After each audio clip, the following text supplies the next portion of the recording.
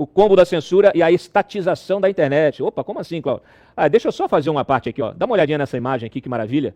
Essa imagem foi feita por um jornalista, um sujeito chamado Cláudio Dantas. Um dia desse foi passear na Praça dos Três Poderes e fez essa imagem belíssima aqui da Justiça, que é um ângulo que pouca gente conhece, né? Quando você... eu tirei, inclusive, por trás dela também, ela está voltada, né, para a Praça dos Três Poderes. Do outro lado você tem o Palácio do Planalto e à esquerda da estátua da Justiça, o Congresso Nacional, que está aí marcando presença. É muito interessante, porque isso deveria significar, né, esse equilíbrio, né, a Justiça fazendo aí esse papel de equilibrar o jogo, né, com base justamente na aplicação da Constituição, na proteção da Constituição, e fiscalizando os poderes eleitos. Na verdade, hoje parece que ela está subjugando esses poderes em função dessa quadratura histórica que nós estamos vivendo. Vamos ler o texto? Bom, na próxima quarta-feira, o STF iniciará o julgamento de 3 ações, tá? Que terão impacto na liberdade do cidadão, não só nas redes sociais, mas em toda a atividade de internet e até aplicativos de mensagens. É o combo da censura. No caso que está com Dias Toffoli, o tribunal apreciará a constitucionalidade da regra do Marco Civil da internet, que exige ordem judicial prévia para retirada de conteúdos e derrubada de perfis. Na prática, o ministro Alexandre de Moraes já aboliu a lei, né? Já vem fazendo isso sem autorização de nada, sem avisar ninguém, tudo ali na base realmente da caneta. Na ação relatada por Luiz Fux, discute-se se a empresa que hospeda site na internet deve fiscalizar os conteúdos também ofensivos e retirá-los do ar sem intervenção judicial. E, por fim, Edson Fachin trará ao debate do plenário a legalidade do bloqueio do WhatsApp por decisão judicial. É provável que os ministros consolidem a tese de autorregulação, ou seja, que joguem para as plataformas a responsabilidade por fiscalizar o conteúdo publicado, com previsão de multas vultosas em caso de inação. Esse tipo de fiscalização só é possível por meio de algoritmos e palavras-chave, o que automaticamente restringirá a circulação de ideias em ambiente virtual. Algumas redes no Brasil, como o TikTok, já aplicam a autocensura em massa, considerando violação das regras da comunidade qualquer vídeo que cite temas polêmicos, ainda que não contenha ofensas, desinformação ou algo do gênero. Alguns ministros defendem que as plataformas notifiquem o usuário sobre eventual violação antes da retirada do conteúdo, outros querem a retirada imediata. Inclusive, eu dou aqui o meu testemunho, né? Eu mesmo, toda hora, eu publico trechos das nossas entrevistas no TikTok, coloco em todas as redes, e o TikTok é o único que derruba. Estamos falando sobre debate, né, sobre censura aqui, pronto, já era. Estamos falando sobre a Amazônia, já era. Estamos falando sobre... não importa. 70% do conteúdo que eu publico no TikTok, ele é derrubado por violação das regras da comunidade. Ninguém me explica que regras são, ninguém diz exatamente o que foi feito, né, qual é a violação exata. Enfim, é tudo na base realmente ali do algoritmo. Então, vocês imaginam como é que vai ficar se isso for levado para toda a internet. Muito bem, está aqui, ó.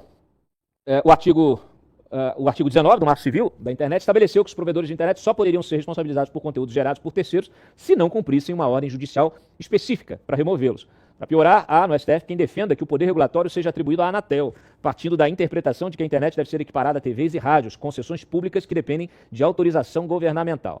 Numa fala recente, o presidente da Anatel, Carlos Manuel Baigorre, manifestou-se sobre a intenção de transformar tudo em telecomunicações, seguindo o entendimento já expressado no PL 2630, que acabou enterrado na Câmara devido a excessos contidos no texto. A agência está testando também o que chama de lacre virtual, uma forma remota de Anatel bloquear nos roteadores das operadoras e provedores de endereço de IP, segundo ela, usados pelo IPTV pirata.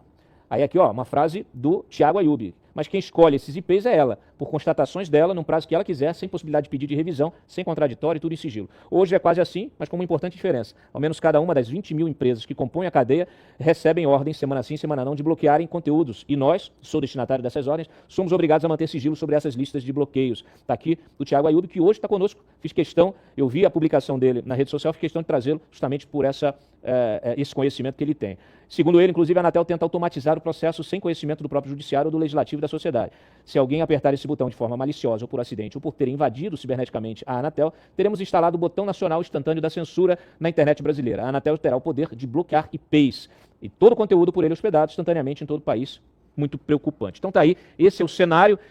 Eu começo com o André Massilha, que vai nos trazer naturalmente a sua visão de advogado constitucionalista em função das liberdades que estão sendo violadas. Na sequência, Ayub, aí eu quero, claro, a tua explicação técnica, que é fundamental para a gente entender o alcance disso. André. Olha, Dantas, veja, a gente tem problemas aqui de duas ordens, né? Tudo que tem acontecido no país mostra que, tecnologicamente, a nossa Suprema Corte não tem a menor ideia do que está fazendo. né? A gente viu isso, por exemplo, na suspensão do X. Né? Na suspensão do X ficou claro que deram uma decisão e perceberam que estavam demonizando a tecnologia envolvida no acesso às redes, e aí voltaram atrás, deram outra decisão, e assim tem sido em relação às decisões referentes a controle, vamos dizer, de plataforma. Então, acho que esse é um primeiro ponto. Parece que não há necessariamente um cuidado, uma consulta, um conhecimento mesmo técnico de como fazer.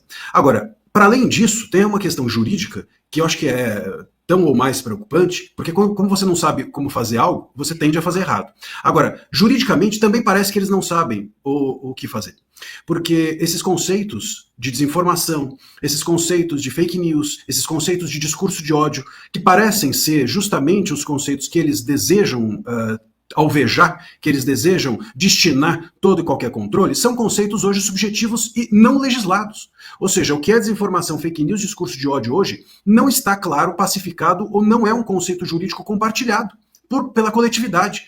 Para ninguém isso está claro, não está em nenhuma lei, em nenhuma legislação. Então depende da cabeça do juiz. Depende da cabeça do juiz ou depende da cabeça da plataforma. O que a plataforma entender que é desinformação, fake news, discurso de ódio, etc., ou entender que assim agradará ao judiciário, isso será o destinatário desse controle. E, portanto, haverá censura. Haverá censura por desconhecimento tecnológico e haverá censura por uma subjetividade dos conceitos jurídicos que vão ser alvo desse controle. Se eu acho que desinformação é uma coisa e imponho que as plataformas retirem aquilo que eu acho, eu estou, então, fazendo com que o governo seja de tirania, a tirania dos juízes. Se eu acho que desinformação é uma coisa, o outro acha que é outra, e eu entrego essa bola dividida para as plataformas, na dúvida, para não serem multadas, elas vão tirar tudo.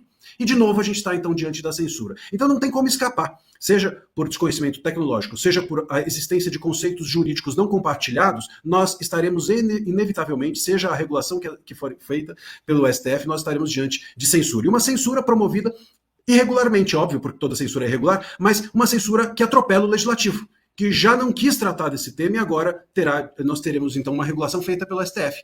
O legislativo não é que ele abriu mão de tratar desse tema, ele escolheu não tratar desse tema. E o STF está passando por cima da vontade de todos nós, que digamos assim, representada pelo legislativo. Uma coisa, Dantas, que é importante dizer, e eu finalizo aqui o meu comentário inicial, é que se você... Algumas pessoas dizem assim, e os próprios ministros disseram, depois se essa regulação, não disseram assim, mas eu vou dizer assim, se essa regulação for mal feita, depois o legislativo pode fazer outra. O legislativo, se fizer outra adiante, pode realmente consertar, vamos dizer assim, uma regulação mal feita pelo STF, mas não poderá não fazer nenhuma regulação. Porque essa que foi a opção inicial do legislativo já estará morta a partir do momento que o STF fizer a sua. Ou seja, o legislativo tem como fazer outra, mas não tem como não fazer nenhuma, que tinha sido a sua opção inicial. Então o STF não só regula, como também atropela o processo legislativo e o estado regular das coisas no Brasil, que é cada um no seu quadrado. Esse é o ponto essencial, que o STF já vai passar por cima e atropelar ao fazer um trabalho que não é o dele, que é de legislar. Tudo errado, né? Primeiro o STF se metendo nisso, outra coisa é você desrespeitar o devido processo legal. A gente já conversou sobre isso N vezes aqui. Bastaria que qualquer conteúdo identificado como ilegal passasse pelo devido processo legal e pronto, já resolveria esse problema. Claro, tem muita hipocrisia nesse debate, porque a gente vê... a gente cansa de ver. Se entrar agora no X, se entrar no Facebook, se entrar no Instagram e você procurar por palavra-chave qualquer conteúdo ligado, por exemplo, ao PCC, milícia, que eu estou falando aqui de gente lá, o sujeito que faz um selfie com fuzil, o outro que faz a venda de droga na internet. Curiosamente, você não tem. Esse conteúdo não é identificado, né? Ele não é alvo de preocupação do judiciário, está lá, permanece lá, a gente tem crimes de pedofilia sendo cometidos aí, muitas vezes a Polícia Federal tem feito operações grandes disso, mas você não vê esse tipo de debate envolvendo aquilo que interessa, que são os crimes, né, de ordem realmente aí, penal. Então, é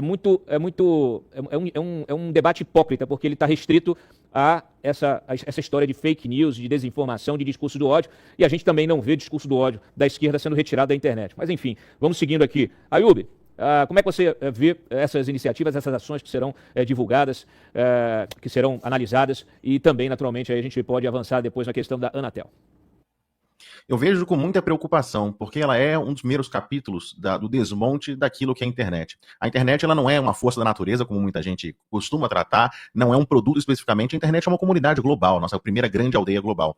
Ela é gerida por muitas organizações sem fins lucrativos. Quando a gente registra um domínio, por exemplo, .com.br, não é uma empresa, não é uma autarquia do governo, é uma organização sem fins lucrativos. Então a internet é a maior obra coletiva da humanidade. Nada que o homem já fez é único, desse tamanho, com esse alcance, como a internet. Nem as ferrovias, nem o sistema financeiro, nem o sistema aeroportuário.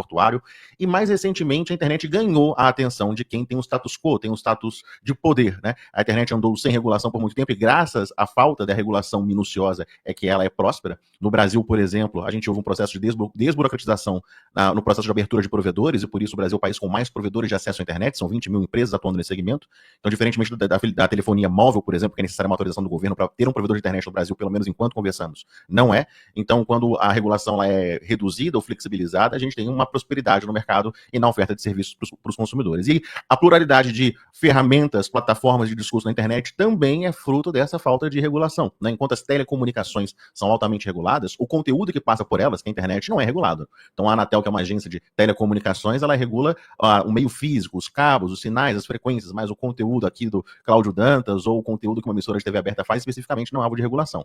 Então as mudanças que a gente tem visto, como eu digo para o meu público, daqui para frente é só para trás. Daqui para frente a internet será o grande alvo de disputa de poder, não só pelo setor privado, que mais rapidamente acordou para esse segmento até antes da pandemia, mas mais recentemente o poder público. E o remédio, qualquer remédio que seja dado às doenças da internet tem. Há discurso de ódio, há conteúdo ilegal, há práticas execráveis para nossa sociedade, mas qualquer remédio corre risco de ter um sério efeito colateral. Então, esses remédios têm que ser muito criteriosos. Esse é o meu receio de que os remédios propostos aqui no Brasil, através de projetos de lei, criem prejuízos severos para a internet, para a liberdade de expressão e para a prosperidade desse segmento que hoje é muito pungente aqui no Brasil.